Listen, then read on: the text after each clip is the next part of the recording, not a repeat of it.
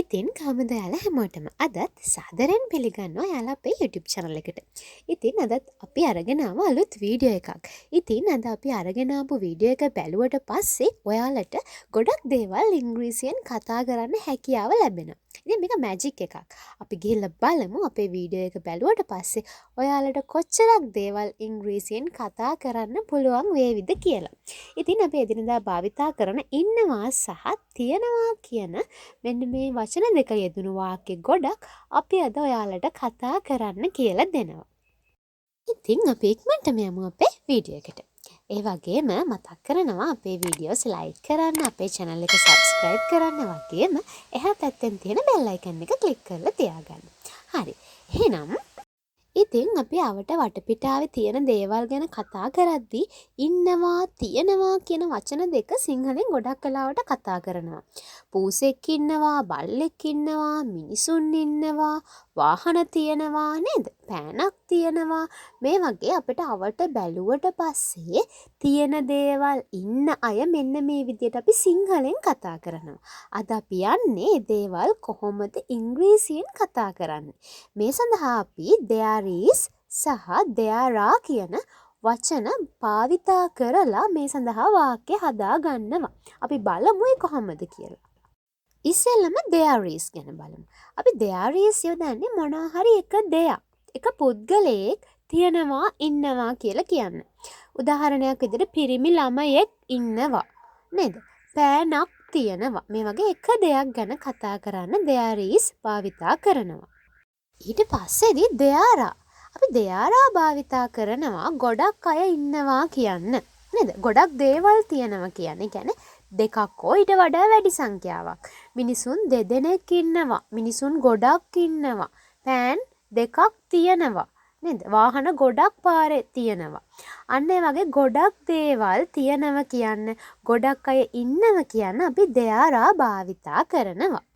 ඉතින් මම හිතනවා ඔයාලට තේරෙන්න ඇති there is සහ there are භාවිතා කරන්නේ මොන අවස්ථාවලදීද කියලා. අපි යමු උදාහරණ වලට.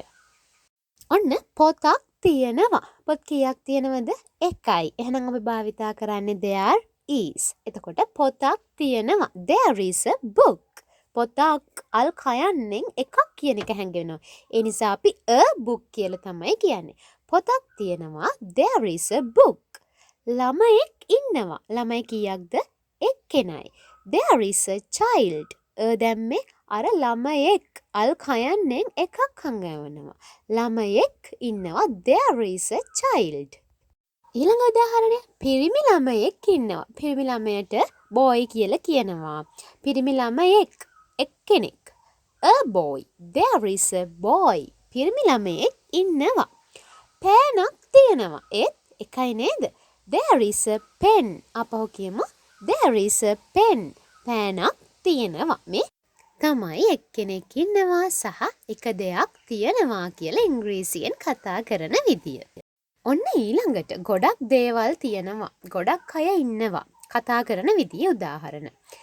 ළමයි 5ක් ඉන්නවා. කොහොමද කියන්නේ? There are 5 children. ළමයිට අපි ඉංග්‍රීසියෙන් කියනවා children. 5ක් 5. There are 5 children. ගොඩක් ඉන්න නිසා there are භාවිතා කරා. There are. ඊළඟට මේසය මත පොත් තියෙනවා. එකයිද? නැහැ. ගොඩක්. There are books on the table. මේසය මත on the table. There are books on the table. සිංහලෙන් කියනවා නම් මේසය මත පොත් තියෙනවා. දැන් ඔයාලට පාඩම තේරුණා නම් පින්තූරයක් බලලා අවට වටපිටාව බලලා කියන්න පුළුවන් වෙන්න ඕන තියෙන දේවල් සහ ඉන්න අය. ඔන්න මේ පින්තූර දිහා බලන්නකෝ. සිංහලෙන් කියනවා මේකේ ලැප්ටොප් එකක් තියෙනවා නේද? ෆෝන් එකක් තියෙනවා. තේ කෝප්පයක් තියෙනවා. පොතක් පෑනක් තියෙනවා. මේ දේවල් අපි ඉංග්‍රීසියෙන් කියමු. There is a laptop. ඒ කියන්නේ ලැප්ටොප් පරිගණකයක් තියෙනවා. There is a phone. නේද? දුරකථනයක් තියෙනවා. තව තේ කෝප්පයක් තියෙනව නේද? කොහොමද කියන්නේ? There is a cup of tea. අපි ලියලා තියෙන එච්චර උනාට පෑනක් තියෙනවා. කොහොමද ඉංග්‍රීසියෙන් කියන්නේ? There is a pen. එක පෑනක් නිසා there is. එතකොට there is a pen. පොතක් තියෙනවා. There is a book. තේරුණා නේද මේ වගේ පින්තූරයක තියෙන දේවල් අපිට තියෙනවා ඉන්නවා කියලා කියන්න පුළුවන් නේද? ඒ වගේම වටපිටාවේ තියෙන දේවලුත් ඒ විදියටම තමයි. හරි අපි යමු තව පින්තූරයකට. බලන්න මේ පින්තූර දිහා සෙල්ලම් පිටණියක් වගේ නේද? ඉතින් අපි බලමු මේකේ තියෙන දේවල් කියන්න. ඔන්න මට නම් පේනවා මේකේ ළමයි 9 දෙනෙක් ඉන්නවා. ඉතින් ළමයි එක්කෙනෙක් නෙමෙයිනේ ගොඩක්නේ. එහෙනම් අපි දෙයා ආ භාවිතා කරලා තමයි කතා කරන්නේ. එහෙනම් ළමයි 9 දෙනෙක් ඉන්නවා. කොහොමද ඉංග්‍රීසියෙන් කියන්නේ? There are 9 children. There are 9 children. බෝලයක් මට පේන්න තියෙනවා. කොහොමද කියන්නේ? There is a ball. අපහු කියමු. There is a ball. එක බෝලයයිනේ. බෝලයක් තියෙනවා. There is a ball. ඔන්චිල්ලාවක් තියෙනවා. තුන්වෙනි වාක්‍යයෙන් මම එක කියලා තියෙනවා. There is a swing. ඔන්චිල්ලාවට කියනවා swing කියලා. එතකොට ඔන්චිල්ලාවක් තියෙනවා. There is a swing. එකයිනේ. හරි. ඊළඟ රූපෙට යමු. මොනවද මේ රූපේ තියෙන්නේ? කේක්. කේක් එකයිද තියෙන්නේ ගොඩක් තියෙනවද? කේක් ගොඩක් තියෙනවා. එහෙනම් ඔයාලට කියන්න ඕන කේක් තියෙනවා. කොහොමද කියන්නේ? There are cakes. අපහු කියමු. There are cakes. ඔන්න ගෙදර තියෙන ෆ්‍රිජ් එක ඇරලා බලනවා නේද? මොනවද බලන්න තියෙන්නේ? කේක් එකක් තියෙනව නේද පල්ලෙහායින්ම. තුන්වෙනි තට්ටුවේ තියෙන කේක් එකක්. අපි කොහොමද කියන්නේ? There is a cake. Cake එකක් තියෙනවා. කැරට් වලයක් පේන්න තියෙනව නේද? කොහොමද කියන්නේ? There is a carrot. එකයිනේ. There is a carrot. බිත්තර කීයක් තියෙනවද? 6ක් පේන්න තියෙනවා. කොහොමද කියන්නේ? එකක් නෙවෙයිනේ. එහෙනම් there are 6 eggs. අපෝ කියමු.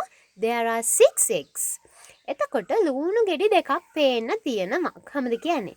There are 2 onions. There are 2 onions. ඊගාවට උඩම තියෙනවා කප් කේක් 3ක් නේද? කොහොමද ඉංග්‍රීසියෙන් කියන්නේ? There are 3 cupcakes.